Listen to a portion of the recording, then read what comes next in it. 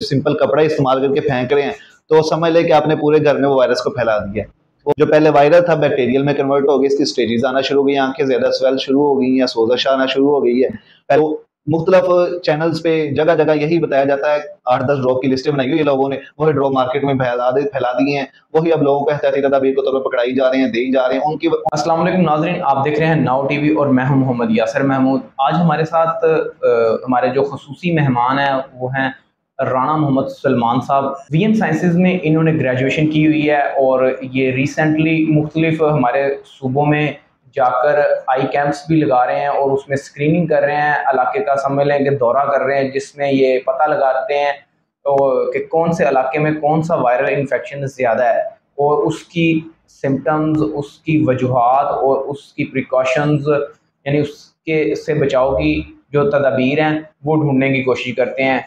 क्योंकि हमारे ये पिंक आई इन्फेक्शन पूरी दुनिया में फैला हुआ है, इस हवाले से हम इनसे जानने की कोशिश करते हैं कि पिंक आई इन्फेक्शन क्या है और इससे बचने की क्या तरीके हैं और इसका अगर किसी को हो गया तो उसका इलाज क्या है। वीडियो आपने पूरी देखनी है, अगर चैनल पर नए हैं तो चैनल को ज़रूर सब्सक्राइब कर लीजिएगा। जानने की कोशिश करते हैं सलमान साहब से। जी सलमान साहब, पहले तो आपका बहुत शुक्रिया, आपने अपने कीमती वक्त में से हमें अपना वक्त दिया है। तो हमारे नाजरीन को बताएं कि ये पिंक आई इन्फेक्शन या इसके मुतअद्दिद नाम है, तो ये क्या चीज़ है कि सोशल मीडिया पे इसका बहुत ज़्यादा चर्चा है, तो इस हवाले से हमारे नाजरीन को आगाह करें कि ये बीमारी क्या चीज़ है।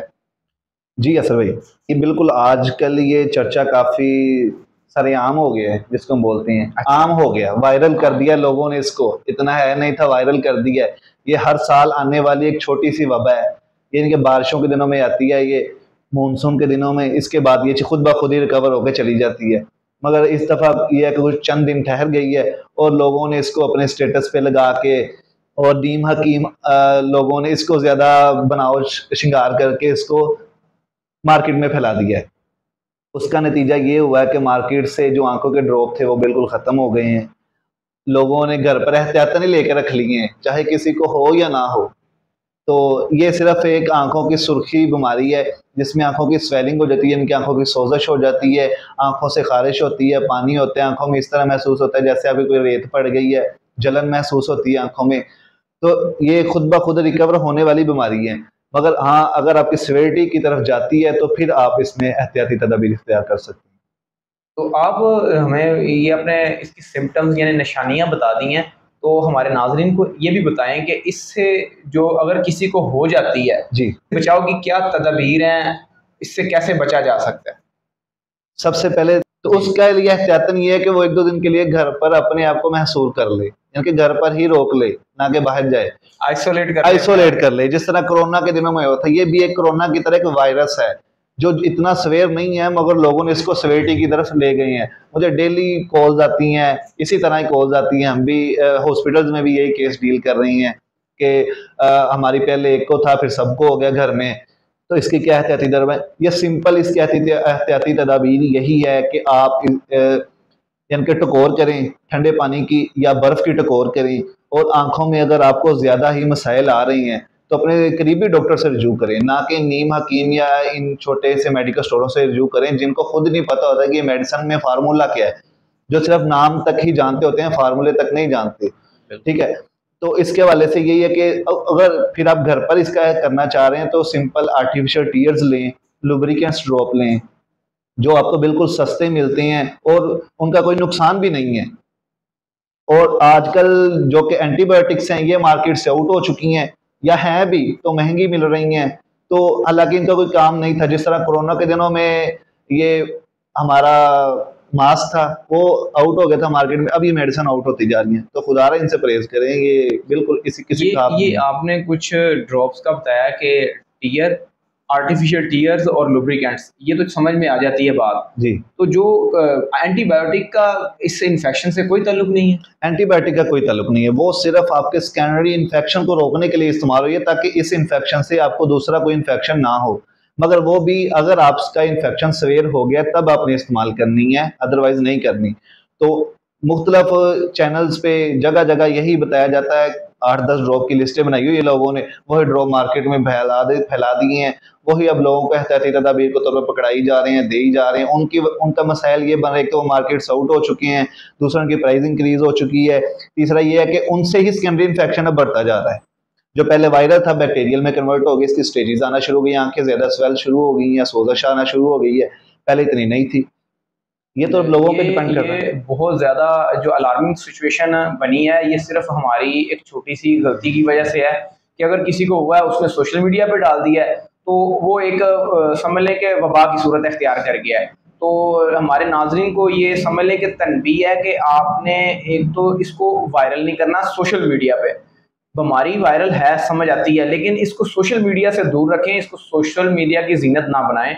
दूसरे डॉक्टर से हर बंदे से इसका मशवरा ना लें, जो आई स्पेशलिस्ट हैं उनसे रुजू करें अगर आपको ज़्यादा स्वेर किस्म का इन्फेक्शन हो चुका है तब। अदरवाइज आप गली मोहल्लों में जो छोटे छोटे हमारे मेडिकल स्टोर या कोई छोटे छोटे क्लिनिक टाइप बने होते हैं, उधर से जाके हरगिज़ दवाई ना लें। अच्छा सलमान साहब, आप ये भी बताएं हमारे नाजरीन को कि अगर ये हो गया है किसी को तो अब वो क्या करे? अब अगर किसी को हो ही गया अब वो क्या करे? उसमें सबसे पहले तो वो अपनी पर्सनल हाइजीन को मेंटेन करे, मीन्स कि वो अपनी जो प्रिकॉशंस एहतियाती तदाबीर हैं उनको मेंटेन करे। वो अगर इस्तेमाल कर रहा है टिशू तो वो टिशू को डिस्पोज कर दे, आफ्टर के 3 से 4 मरतबा उसने आंख साफ की है बिल्कुल, देन वो टिशू को डिस्पोज कर दे, और डिस्पोज भी वहां करे जहां किसी को पकड़ में या किसी के टच में ना आए। ठीक है, अगर वो किसी के भी टच में लगा या किसी के हाथ को लगा, किसी के पाँव को लग गया और वही हाथ या पाँव किसी के हाथ लगा के अपनी आंखों तक उसके पहुंच गया तो उसको वायरस ऑटोमेटिक कन्वर्ट हो, क्योंकि ये जर्म्स मरते नहीं है, वायरस जिंदा रहता है एक अरसे तक, उसके बाद ये खुद ब खुद ही खत्म हो जाता है। तो आपने एहतियात करनी है। अगर आप इस्तेमाल करें टिशू तो वो तो ठीक है, अगर उसकी जगह आप अपने घर में कोई सिंपल कपड़ा इस्तेमाल करके फेंक रहे हैं तो समझ लें कि आपने पूरे घर में वो वायरस को फैला दिया।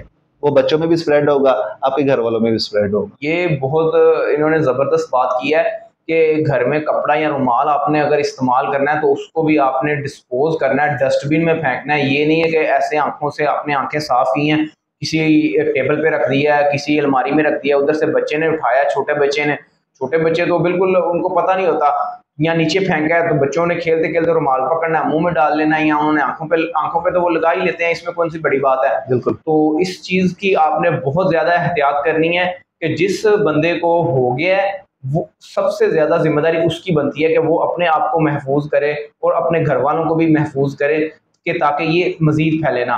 अब सलमान साहब, इसका को इलाज भी बताएं अगर हो जाता है। बर्फ़ का आपने बताया कि ठंडे पानी के छींटे भी मामूल है, और चूँकि जलन होती है ना, तो जलन को रोकने के लिए, कम करने के लिए आप ठंडे पानी के छींटे मार सकते हैं आंखों में या बर्फ़ की टकोर कर सकते हैं, ये चीज़ समझ में आती है। और इसका कोई ड्रॉप आप भी बताना मुनासिब समझेंगे कि कोई वाकई है ड्रॉप के नहीं है? यासर भाई, इसमें हम तो ऐसे रिकमेंड नहीं करते, क्योंकि विदाउट देखे हुए पेशेंट की कंडीशन, वायरल में और भी पेशेंट आ रहे हैं, लाजमी नहीं वायरल ही हो। वायरल में अब हमारे पास एलर्जी कंजक्टिवाइटिस भी आते हैं, वायरल कंजक्टिवाइटिस अलग मुख्तलिफ चीज़ें मिलकर कम्बिनेशन होकर भी एक बीमारी बन जाती है।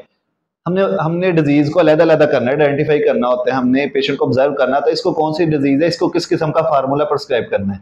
हम ऐसे अगर ऑनलाइन, अब तो माशाल्लाह से आपकी ऑडियंस खुद इतनी समझदार हो गई है कि इनको पता है कि 10-15 ड्रॉप कौन सी जो इसमें इस्तेमाल होती हैं। हाँ जी।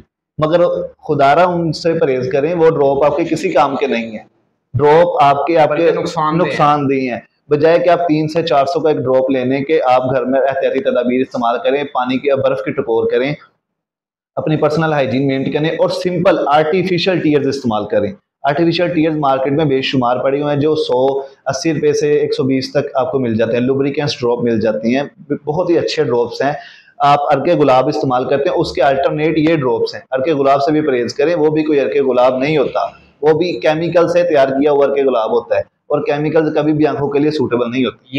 ये एक बहुत ही इन्होंने मजीद एक जबरदस्त बात है कि अर्के गुलाब से भी परहेज करें। देखें, अर्के गुलाब बुरा नहीं है, अर्के गुलाब असल हो तो फायदा है, लेकिन अर्के गुलाब आपको मार्केट में शाज़ो नाज़र ही कहीं से कोई पुराना हकीम हो तो उसने अर्क निकाला होगा, लेकिन उसने आपको देना ही नहीं है, उसने अपनी मेडिसिन में इस्तेमाल कर लेना है। और ऐसे आम अर्के गुलाब नहीं मिलता जो यानी ब्यूटिशियंस अर्के गुलाब इस्तेमाल करती हैं, वो हरगिज़ आप आंखों में ना डालें, वो केमिकल से बना होता है, उससे परहेज करें। आप आर्टिफिशियल टीयर्स या लुब्रिकेंट्स जो बता रहे हैं वही इस्तेमाल करें और ज़्यादा से ज़्यादा परहेज़ करें।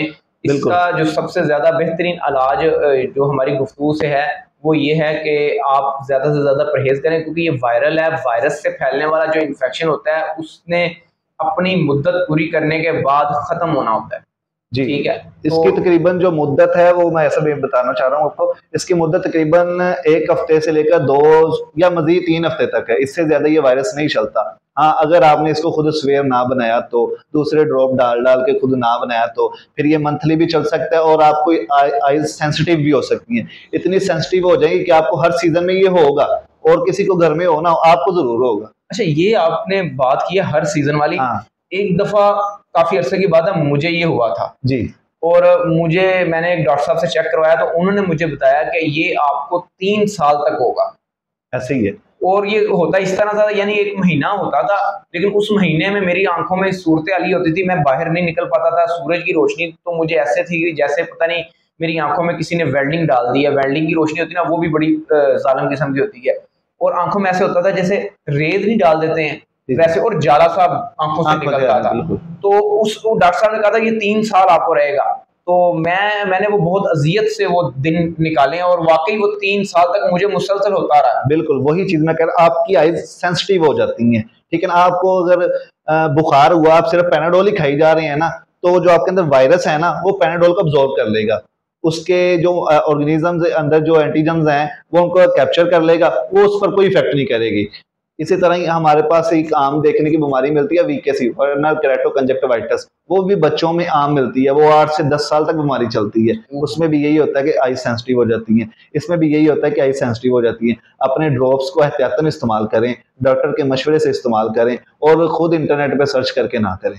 हर बंदा डॉक्टर नहीं होता, डॉक्टरी फील्ड पढ़ने के लिए भी हमें टाइम चाहिए। इंटरनेट पे भी अगर आप किसी से मशवरा ले रहे हैं तो आपको कैसे कंफर्म है कि जो मशवरा दे रहा है वो डॉक्टर है या कोई फार्मास्यूटिकल कंपनी का कोई मुलाजम है या किसी मेडिकल स्टोर पे काम करने वाला ऑनलाइन बैठा हुआ है मेडिसिन बेचने के लिए। उसने तो देखिए अपनी मेडिसिन बेचनी है, उसका कमीशन मेडिसिन के साथ है। उसको नहीं परवाह कि आपकी आंखों की रोशनी जा रही है या आ रही है या आंखों में इन्फेक्शन बढ़ रहा है। तो आप जो है ना वो इस चीज़ से हमेशा परहेज करें कि हमेशा जो दवाई है ना वो अच्छे डॉक्टर से ही रुजू करें। बिल्कुल। मजीद कुछ आप हमारे नाज़रीन को बताना चाहेंगे? इसमें यासर भाई एक और चीज़ है कि अगर आपके किसी फर्द को हो गया है या बच्चे को हो गया है तो उसको कम से कम घर में 1-2 दिन के लिए छुट्टी करवा लें स्कूल से, ताकि किसी और को ना फैले। ये जितना फैलता जाएगा आपके लिए भी नुकसान है, हमारी सोसाइटी के लिए भी नुकसान है, माशरे के लिए भी नुकसान है, पाकिस्तान के लिए भी नुकसान है। हाँ जी, देखें तो दुनिया भर में फैला है तो बस वो फैला इसी वजह से है कि भाई हर एक ने जो वो इंटरनेट पे डालना शुरू कर दिया है और जिनको नहीं था उन्होंने एहतियाती तदाबीर करते करते जनाब आंखों को वैसे ही खराब कर ली है। ये पाकिस्तान और इंडिया के सिवा अब तक दूसरे ममालिक में इसकी शरह बहुत कम पाई जाती है। हालांकि पाकिस्तान में हम डेली देख रहे हैं, अगर मैं हॉस्पिटल में हूँ तो मैं पेशेंट देखता हूँ, अगर हमारे पास 100 पेशेंट आ रहे हैं तो जिसमें से 70% पेशेंट वायरल के आ रहे हैं। वजह क्या बनती है, घर में एक को हुआ था, बस उसने लाड प्यार से दूसरे को गले लगा लिया और दूसरे को भी हो गया। अब ये लाड प्यार की वजह से कन्वर्ट होता जा रहा है। तो इसके लिए आप अगर आपने बाहर भी जाना है तो आप सन ग्लासेस यूज करें, ताकि आपकी आंखों में चुभन महसूस ना हो, इरिटेशन ना हो, इचिंग ना हो, किसी किस्म के कोई मसाइल से आपको सन ग्लासेस हो गए या कैप हाँ होती है वो भी यूज करें। जी नाज़रीन, आपने ये सारी डिबेट, सारी हमारी गुफ्तगू सुनी है, एहतियाती तदाबीर भी आपको बता दी है। उम्मीद है आपको ये वीडियो पसंद आई होगी। वीडियो पसंद आई है तो शेयर करें दोस्तों के साथ, जिनको हुआ है वायरस उनसे भी आप ये वीडियो शेयर करें। अगर चैनल पर नए हैं तो चैनल को सब्सक्राइब करें। बहुत शुक्रिया सलमान साहब आपका, आपने हमें अपना कीमती वक्त दिया है।